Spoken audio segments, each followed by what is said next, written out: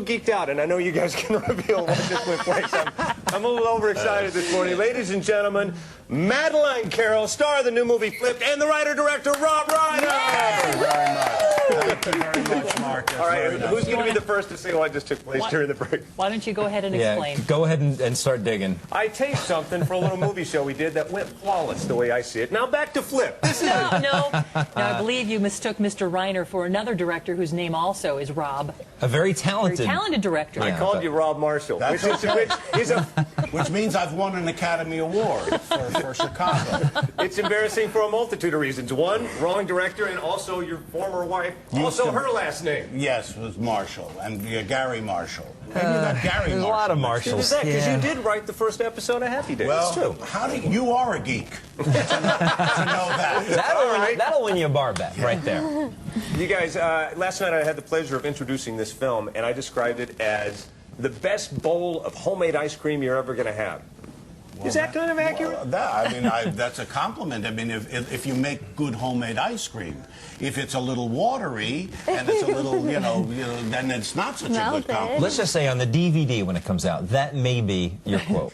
Right. We have this Disney artist painting over your shoulder, and we said, you grew up watching Walt Disney movies. Well, think about all the people whose lives have been formed, who came of age and then some watching Rob Reiner movies. Well, that's very sweet. And when we did Stand By Me years ago, we had a whole reference to the Mickey Mouse Club and Annette, and because we were all in love with Annette. Annette Funicello, because we said the A and the E were bending around the side. She got older. We were very excited about Annette Funicello, yes, in the Mickey Mouse Club. Your movies that are like this, that are the warm, golden moments, your childhood must have been, we all think of it, must have just been idyllic. Your dad with such a great sense of humor. Well, it was a lot of laughs in the house, and people have always asked me what it was like growing up there, and I said, well, I didn't think there was anything odd about it. I mean, to me, there were Mel Brooks and Norman Lear, and people were laughing and funny until I went over to my friend's house, Stephen Rabin, and it wasn't quite as funny over there. It wasn't. The lines weren't coming out. Mike Leeds' father was not as funny as my dad. How old is Carl Reiner these days? He is 88 years old. I just saw him on 2.5 Men, and as funny as he's ever been, what do you want to be doing when you're 88? Talking. All right. Talking and walking. Anything that is above the earth, I'll be happy I'm to shooting do. for 72 on that one. 72? Yeah. No, you're not going to sign the napkin at 72 at this point. You've got to shoot for higher. Okay, I'll go for higher. Madeline, you seem like you're still just totally geeked out by all the cameras and everything. I'm just looking around. I think this is so cool.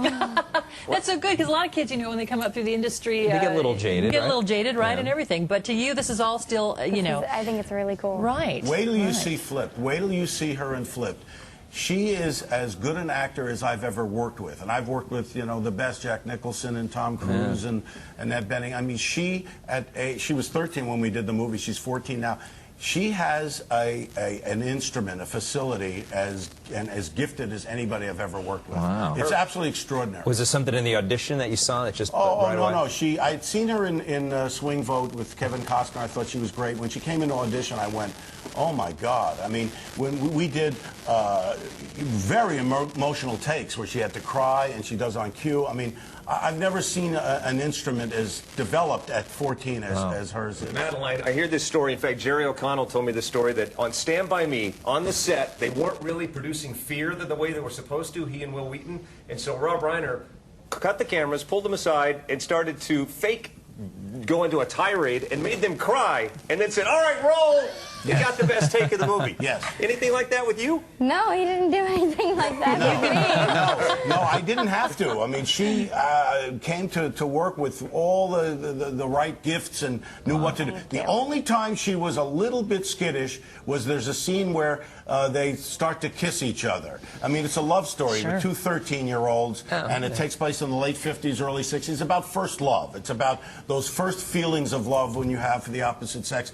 And there's a scene where the two of them go to kiss, and she just couldn't get through it. I mean, every time Callan McAuliffe, who plays the Bryce, we didn't kiss, but it was just he was like, very close, right? And I'm like trying to get away like this. In the space. All right, get yourself ready, because I want you two to take part in a game we call Celebrity Upgrade. I promise you won't regret it, and we'll do that in just a little bit. All right. Okay. Nice to have you and there are both here. valuable prizes if you win. Yeah. Let's check out